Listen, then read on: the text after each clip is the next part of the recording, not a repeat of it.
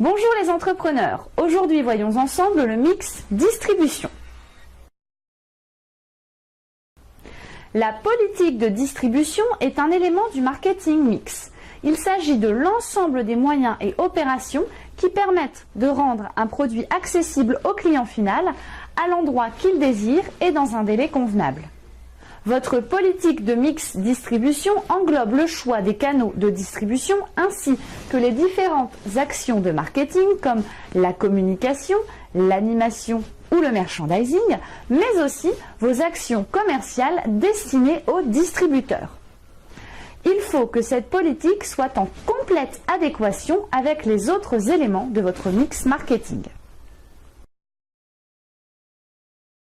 L'intérêt du mix distribution consiste à vous aider à développer des outils et techniques qui satisferont non seulement les besoins de vos clients sur vos marchés cibles, mais aussi et surtout à maximiser la performance de votre entreprise, ce qui vous permettra de générer plus de chiffre d'affaires.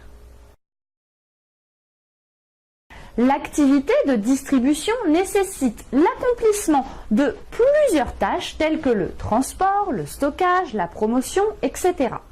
C'est pour cela que dans la majorité des cas, le fabricant externalisera cette activité car cela nécessite des compétences particulières ainsi que des ressources spécifiques. Un circuit de distribution se compose de l'ensemble des chemins ou canaux parcourus par un produit ou par une catégorie de produits, la gamme, jusqu'au consommateur final. Prenons un exemple simple afin d'illustrer mes propos. Pour vous procurer le lait bio d'une fromagerie de village, vous pourriez l'acheter soit directement à la fromagerie, c'est ce que l'on appelle un canal direct, soit à l'épicerie indépendante du village, c'est ce que l'on appelle un canal court, soit dans les grandes surfaces des villes voisines, c'est ce que l'on appelle un canal long. Voyons un peu ce que cela veut dire. Pour parvenir au consommateur, le produit va parcourir un circuit. Celui-ci peut être le canal direct, dans lequel il n'existe pas d'intermédiaire entre le fabricant et le consommateur final. Ce canal est généralement utilisé dans le secteur agricole ou artisanal. Il présente un avantage majeur car il n'y a pas de dépenses intermédiaires. Ce canal utilise comme mode de vente les marchés, les foires, les salons ou encore le commerce électronique. Le canal court est un canal dans lequel il n'y a qu'un seul intermédiaire entre le fabricant et le consommateur. Ce circuit est le plus souvent utilisé par des magasins d'ameublement ou d'habillement comme La Redoute, les Trois Suisses, Ikea, etc. Le canal long est un canal qui comprend plusieurs intermédiaires. Ce circuit est utilisé dans le cas des franchises par exemple. Ensuite, pour les circuits de distribution, on distingue la grande distribution. Ce circuit intègre les fonctions de grossiste et de détaillant en utilisant de grosses quantités de marchandises. Le commerce de gros. Vous achetez de la marchandise en grosse quantité et vous la revendez à d'autres intermédiaires. Le commerce de détail. Vous achetez de la marchandise pour la revendre aux consommateurs. Le e-commerce, la vente à domicile ou la vente réunion. Vous utilisez un circuit direct pour vendre vos marchandises hors magasin.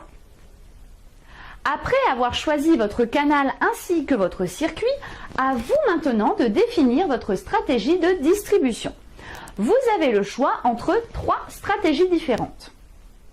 La distribution ouverte ou intensive. Il s'agit de diffuser le produit à une grande échelle, c'est-à-dire à tous les détaillants ou points de vente qui le souhaitent. C'est le cas des produits de grande consommation comme le lait ou le sucre par exemple. Deuxièmement, la distribution sélective. En adoptant cette stratégie, vous prenez soin de sélectionner les points de vente que vous désirez. C'est le cas pour les cosmétiques et les bijoux par exemple. Et enfin, la distribution exclusive. Là, vous sélectionnez des points de vente qui ne diffuseront que votre marque. Cette stratégie s'applique généralement pour les produits de luxe.